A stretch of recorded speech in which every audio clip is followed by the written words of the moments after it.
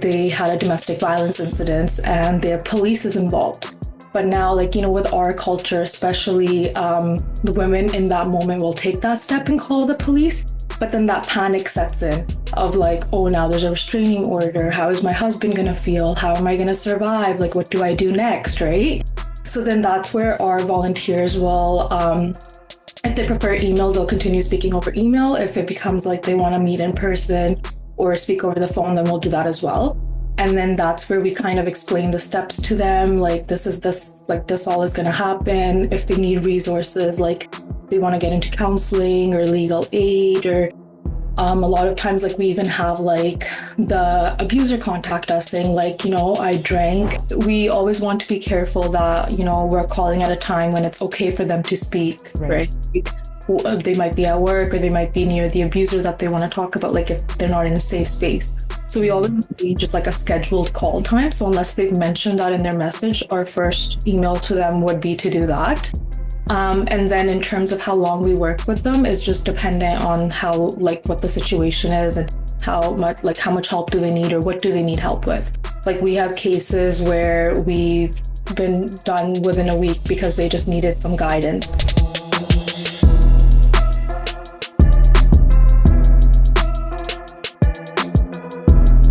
Welcome to Design for More, the podcast where we unlock the secrets to healing, empowerment, and transformation. I'm your host, Angie, and today we have a special guest who's going to take us on a journey of growth, insight, and inspiration. Before we dive in, don't forget to hit that follow button on Spotify and YouTube, subscribe to us, and follow, support, along on our socials. You won't want to miss the transformative conversations that we have lined up. All right, let's get started. I have Manjot here with the Kaur and Singh Movement. Welcome to Design for More, Manjot. We're so excited to have you here. Thank you for having me. No problem. So Manjot, tell me a little bit about your role and how you got into this position with the Kaur and Singh Movement. So I'm currently one of the directors at the Kaur and Singh Movement. So I handle everything from administrative tasks to handling the volunteer group and the social media team. So the movement started in 2019 and I saw it a clip of it on Instagram, and that's how I got to know about it. And I joined in 2022. I started as just a volunteer that helped victims connect with resources and things like that. And then it became more than a volunteer position for me. It wasn't just you go in, send your email and you're done your role. It became more of a passion. I always say it's not a task for me. It's literally a part of my life now. A lot of times it'll be why are you so always core movement? You always have so much going on. But for me, it's I don't see it as that. It started off as we always say that we're here to do seva. So selfless service, right? Which is a big part of our religion as well. But for me, it's it started off as something that was seva, but now it's a part of me. It's something that I would say it's I don't even see it as oh, it's taking over my life. It's become a part of it. Yeah. Wow, that's amazing. So I love that this is not just work for you. It's a passion project and it really hit home for you, right? This is true to who you are. Yeah. I love that. So you guys have been around for a few years. Give our viewers and audience kind of a description of what it looks like if somebody reaches out to you and they need support. Mm-hmm. So we do have people reach out through Instagram, emails, and we have a contact form on our website. We prefer that the contact happens through either the website or the emails, just because with Instagram, it's hard to keep track of cases versus people just commenting and replying to stories and such. When they send us an email, we do send an automated response to let them know that we'll reply within 7 business days, just so they're aware that the email won't come in right away. So once they've sent their email, we assign it to one of our volunteers. So they'll make the initial contact. So kind of get the backstory of what's going on, how they need our help. So sometimes it could just be let's say they had a domestic violence incident and their police is involved. But now, with our culture, especially the women in that moment will take that step and call the police. But then that panic sets in of like, oh, now there's a restraining order. How is my husband going to feel? How am I going to survive? Like, what do I do next? Right. So then that's where our volunteers will, if they prefer email, they'll continue speaking over email. If it becomes like they want to meet in person or speak over the phone, then we'll do that as well. And then that's where we kind of explain the steps to them. Like, this all is going to happen. If they need resources, like they want to get into counseling or legal aid, or a lot of times, like we even have like the abuser contact us saying like, I drank and I hit my wife, but I don't want to be doing that. Like, help me. So in those cases, we help them connect to like rehab sponsors and things like that. And then honestly, from there, it just kind of depends on what the victim is wanting. Like sometimes it's they just want to reach out every once in a while and vent to us. Sometimes it's they want to connect to resources. So we'll connect them to those resources and then we'll keep in touch to make sure, like, is this a good fit for you? How is it going? Do you need something else? Do you want to switch over? Other times it's more so where like action is needed because like the legal system, you know how it is. There's so many cracks and not necessarily every time justice is served. So, there's the statute of limitations or like there's just wasn't enough proof. So in those cases, we try to hold the abuser as accountable as we can. So then so it could mean like the survivor is going to share their story on our platform anonymously. They may want to share with the identity. So when it's sharing with the identity, we understand too that a lot of times, not necessarily a lot of times, but sometimes you can get those one odd like fake cases, right? So we do our due diligence. We speak to like the victim, family, connect all sorts of evidence that they have, screenshots, anything that they have, pictures and such like that. And once we are 100%, only then do we expose. And even with that, it's like, are multiple people coming forward? If multiple people aren't coming forward, then if it's just that one victim, then they're coming forward with their identity as well. So people know that we're not just doing this to like, go viral. Like there are steps that we're taking to protect both sides.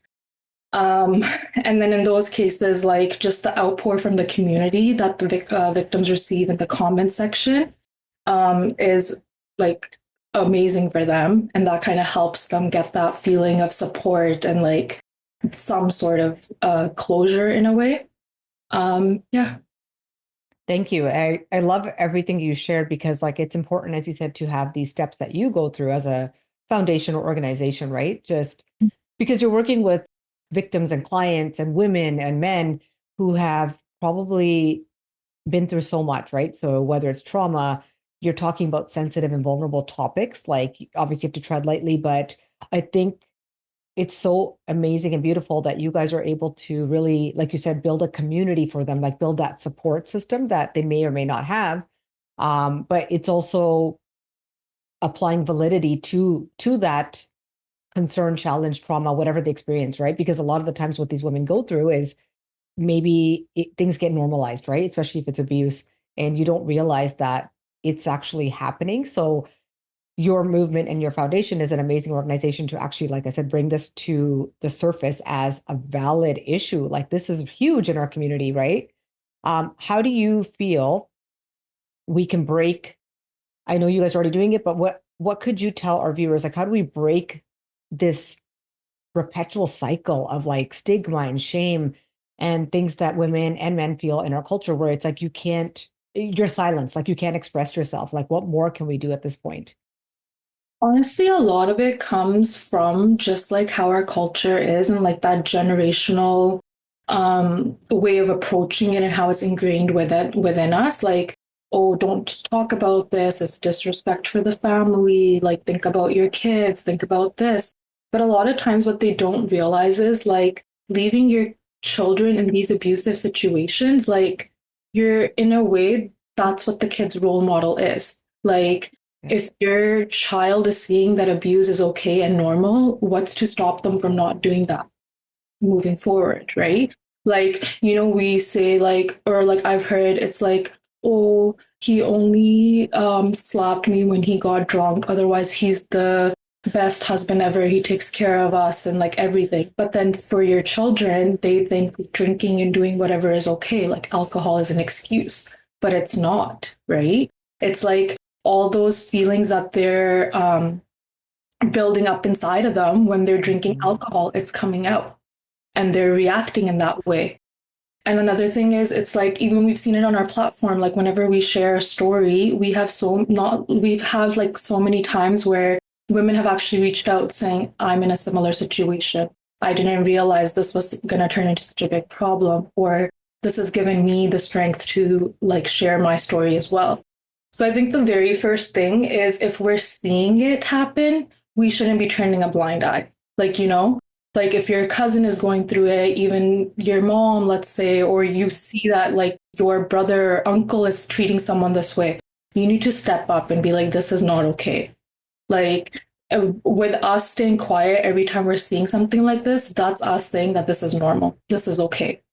And the other thing is, if someone is coming forward or showing signs of like they're in this type of situation, we need to be supportive, right?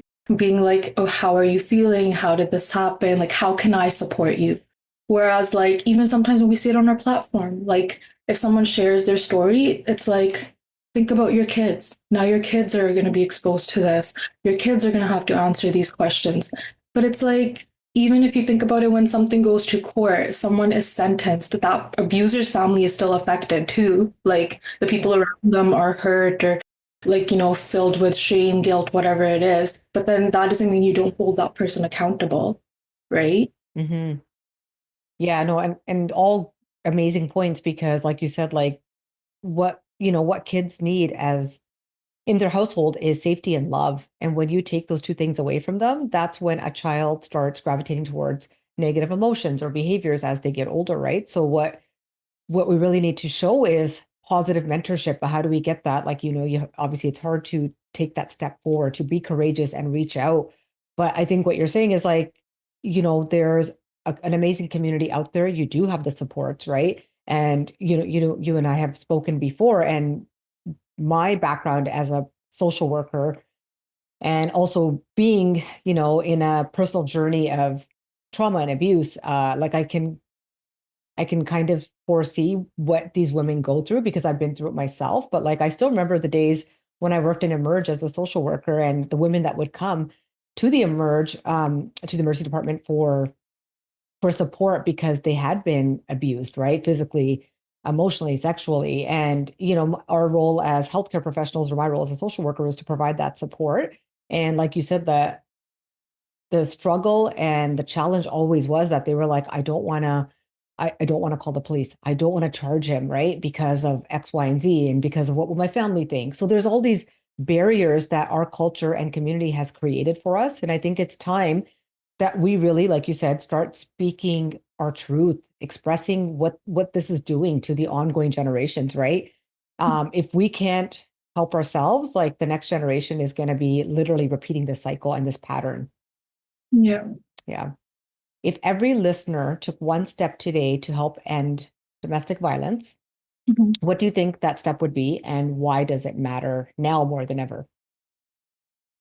So I think the biggest thing is just speaking up. So, like, I'm sure everyone has seen some sort of form of domestic violence or anything kind of leading in that direction. Maybe just like the simple thing of like that patriarchal society that we have. So the women are expected to do everything. Like I'm not saying like feminism and like girls need to like, do this or that, but I'm just saying like having that equality in the relationship. Right. Even simple things like the men being in charge of everything. Like why don't the women know what's going on in their household? How are they to run it, right? Yeah. So I think the biggest thing is just calling it out when you see it. If you see Yeah. something is wrong, speak up about it. Have a conversation. The more we talk about these things, the more we will normalize bringing it up rather than just going quiet and saying like, no, no, no, this is going to open a whole can of worms that we don't want to deal with. Right. And I think it's also important to remember that this is like, when they start working with you or they work with someone like myself, this is a safe environment. It's, everything's confidential.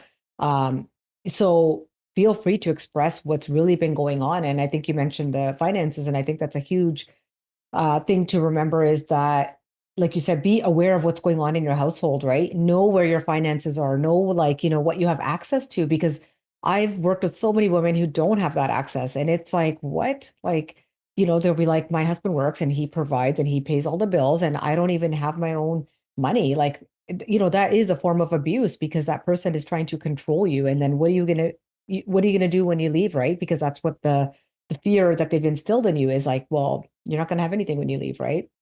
So Yeah, I and think it's important to have like, you probably have this as well, but like a safety checklist, almost like for red flags or like what you can do for safety planning.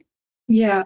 And like in general, like just touching back on the last part, a lot of times in our culture, it's like, oh, the men take care of these things, the women take care of these things, like household related, or like, have blind trust in your partner, like, oh, like he's not going to do this to me or do that to me. But the number of cases we've seen where the women had no idea where their money was going, even though they were working, they're ready to separate. And now all of a sudden, like she realizes that all these paperworks that she was blindly signing away put like thousands and hundreds of thousands of dollar debt on her name, and her husband's walking away free, and she's like, I don't know what to do. The number of times we've had that. And like, I know everyone's instant response is to be like, why didn't you read the paper? Why didn't you know what you were signing? But it's like in that moment when your partner is saying, don't you trust me? And you think you have this sacred relationship, like there's numerous women that would do that. And they do, like, you speak to them, right? We've had a case once where um, she's like, my husband got me to sign on a blank paper because he said that we're going to be buying a house. So then it'll be easier. I wouldn't have to go to the bank. And then 3 years later, she finds out she's been living with her husband, but actually legally they're divorced and her husband has full custody of the child. And Oh it's my like, she's goodness. like, how do I fight this? Because technically she signed the papers, right? Wow. Yeah. That's absurd. Like that's craziness. And you're right. Like it is like that. We're taught as South Asian women at a very young age that when you get married, it's a sacred relationship, and most women, including myself, like if you have kids with a man, you're going to say, well, yeah, I do trust him because we have kids together. He's the father of my children. Like there's many reasons, right? And it's not fair to say to that woman, well, didn't you know? Because no, until you're in that person's position, if you're actually in their shoes, in their household, you will realize what that woman is going through day to day, right? And if you haven't been in that position, you will never understand. So, like you said, the best thing to do is just ask that question. How are you? How can I help you? How can I support you? Right? Me even looking back into my marriage, I wish I had someone or a movement or organization like you guys involved or helping me because I felt very alone. I felt very imprisoned in my relationship. I felt like I was isolated. I felt like I had no one to go to. And then at the same time, I'm going to work and helping other women, but I couldn't help myself. And, it takes a lot of courage to be able to take that first step. But I think what I realize now looking back is once you take that first step, then that's when things will start like processing and flowing. And then you'll realize once you're out of that environment, this is not normal, right? I am not in a good, healthy relationship. And I think that's a key is really teaching women at a young age what it means to be, to one, love yourself, what it means to feel worthy and valuable and prioritized, and also what it looks like to have, like you said, a healthy relationship, like where there's equality, not these gender roles that are instilled in us, right? By our culture, community, whatever. I think that's the Yeah. biggest, to be honest. Like in our community from a young age, we're always taught like marriage is the ultimate goal. Like, you need to get married, you need to have kids, you need to have a happy family. Like in like now, like if you're not married, then according to your parents, you're not like successful in life yet. You still have things that are left to achieve, right? But whereas like we are never taught like if your husband is doing this to you, it's a no. Like if don't worry, just come back to us. Like the doors are always open here. You need to be safe, right? Even just with our children, like anything related to like sexual health or like our body is just so like kept so quiet. Like it is so important for children to even know what good touch is, what bad touch is, right? And a lot of times in our culture, especially with like, the influence of like the older generation, like more so not with the modern families or whatever, but they don't speak about this. Like we put a post up once where someone had been convicted for sexually abusing and like touching children during like a Punjabi class at the Gurdwara, I believe. And I had a 14-year-old reach out to me and she's like, I didn't even know that was wrong. My Punjabi teacher did that to me too. I read your, Wow. that's when I found out that this is not okay. But it's like you're 14 years old and you still haven't been taught what is good touch, what is bad touch. Yeah. Then it's like, so I like, did the whole process, like spoke to her extensively on it. We tried to get her into counseling and everything, right? And then we wanted it to be reported, of course, because she was a minor, right? Mhm. Her biggest thing was, how do I tell my parents I'm going to get in trouble? Oh my goodness. Right? If you don't feel comfortable going to your parents about a situation where you know what happened was not okay, like that's a big red flag, Yeah, right? Your kids should be able to approach you with anything. exactly. Again, it's that piece of feeling safe and loved, right? Safety can mean a bunch of different things, but when you break it down, if a child cannot openly talk to their parent about what is going on in the outside world, it's a form of neglect, I think. That's a form of abuse to the child, Yeah. right? Like you're not really there for them, supporting them. And this is now creating other issues, like huge issues. And that's just so sad, like a 14-year-old to go through that. My goodness. Mhm. Wow. So you guys have probably, I mean, I'm sure you've heard many, many stories. Yeah. Yeah, I'm just glad that you have like almost like a protocol and, like you've got really concrete steps on how you help people. For that woman out there who's listening, who may want to reach out to you, how long, how long does it take for you to respond to that person? And how long will you be working with them? So we say that we'll respond within 7 business days, but we usually make contact within the first 3, 4 days. That could be like either just through email or if they've specifically said call me, we will call them. But with calls, it's just we always want to be careful that, we're calling at a time when it's okay for them to speak, right? Right. Like, they might be at work or they might be near the abuser that they want to talk about, like if they're not in a safe space. So we always Mhm. need just like a scheduled call time. So unless they've mentioned that in their message, our first email to them would be to do that. And then in terms of how long we work with them is just dependent on how like what the situation is and how much help do they need or what do they need help with. Like we have cases where we've been done within a week because they just needed some guidance. In other cases, we've worked with them for years because it's like, they've kind of like we become like a support system for them. Like they might not have seen that support within their family or some like, friends or anyone like that. Like, you mentioned like we feel alone in those situations, right? So in those cases, like we will connect them with resources, but we'll stay in touch with them as well. And every time they like do feel it like they're experiencing a hiccup or feeling lost again, they'll reach out. So we work with them as long as they want to work with us. When we Okay. feel, they've kind of it's the end of the journey for us and them together, we'll kind of step back. Or if it's like they are no longer making contact, then we take that step back as well because we do not want to force ourselves on them, right? A lot of times in these situations, you have all these people giving you advice, but no one's really there listening to what you want. So we want to be there to support them. And obviously, like certain times, it's like, it's very upsetting for us too because it's like we want them, like, do this, press charges, or this is the best solution for you, but they're not ready for that. So we don't want to be another person there just throwing information at them. Rather, we always say, like, what we're going to do is dependent on you. Like, if they say, help me, our first question is, what does that help me? Like, what do you want? I love that. And you're so right. Like, it's important to be that person who just listens. Because often for a person who's been abused and over several years, that's huge is to be actually listened to. Because if you are taking that step and you have the courage now to finally share what's been going on with one person or many more, you need to be listened to, you need to be respected, you need to be supported and validated, right? Those are things that person needs. So I'm really glad that you brought that up. That is huge. And that reminds me of like the process that I went through at one point where I had friends and family saying like proceed with the charges, things like that, but I didn't because I wasn't ready to. And I just love that you mentioned that I have that woman or that man or that person, they have to be ready, and so that's huge. Um, what gives you hope, Manjot? On the days where it just feels like, okay, this work is so draining and it's heavy and it's exhausting. What gives you hope, and what's a legacy that you hope that the Kaur and Singh Movement Foundation will leave behind? I mean, there are days when you just feel down, like, when you've had a few, like, I wouldn't say like losses, but like just cases where you weren't able to accomplish the level of accountability that you wanted, right?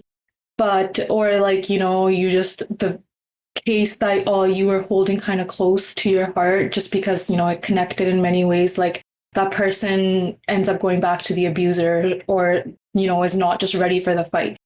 And like sometimes it can be like, you just see all the bad and just how like our justice system fails these people. And like, you're just feeling like, how do we help them? Like, how do we bring about change when you're just seeing the same thing over and over again?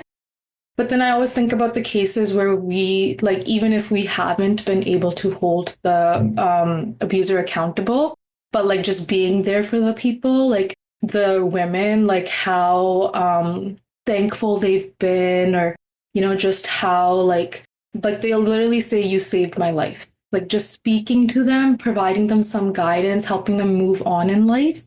And like that's just enough for them, right? Like, yeah, we have the cases where the women are very like strong about, we want justice, right? They're pursuing that legally.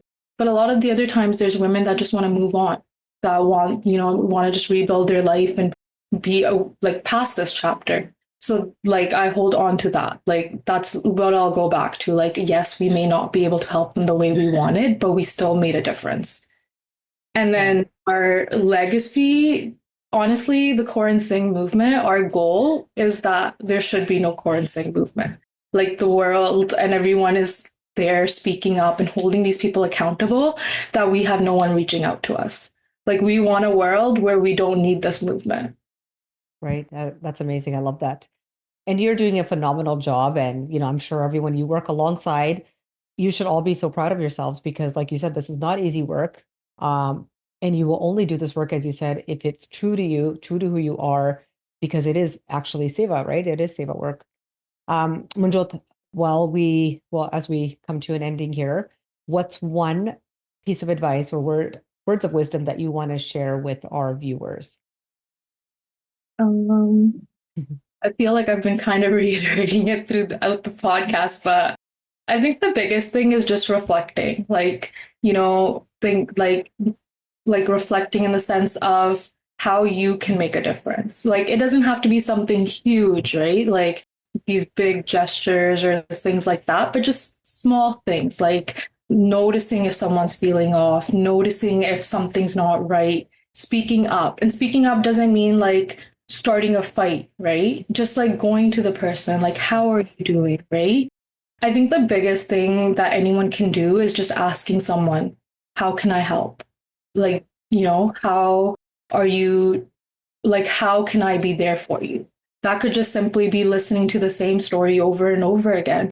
Or it could just be sitting there in that moment of silence beside them. It doesn't necessarily always have to be you going and fighting the fight for them, but just making sure that they're not feeling alone. Yeah, 100%. That totally resonates. One more thing I wanted to ask was, where can people find you? What's the easiest way? Just share your socials or wherever, people can connect with you. So our website is thecoremovement.com. And then our Instagram is at the Kaur Movement. Okay, perfect. And, I'm so happy that you and I connected like a while back, but, this work is true to my heart as well. And I'm so amazed and really happy that there are people like you guys out there doing this work. And I'm happy to be, one of your providers. I think we had discussed that last time we chatted. But yeah, so I also am one of the therapists that will be available through the Kaur and Singh movement. I'm happy to support you guys in any way that I can. And I'm so happy that you came onto the podcast today. So thank you so much for sharing. Did you have anything else you want to share or add before we end? Yeah, if I were to add anything, I would say like thank you to providers like you, honestly, because if we didn't have like counselors, lawyers on our team, there's only so much we could do, right? Because in these situations, finances is a big factor for women. Like they can't afford the counseling or they can't afford lawyer fees. So any provider that joins on with us, we're so thankful. And if there is anyone that's willing to join, please reach out. We're always happy to add on. Amazing. Love that. All right, guys, thank you so much for listening to this episode of Design for More. Please follow, like, subscribe, support us. Please support the Kaur and Singh movement.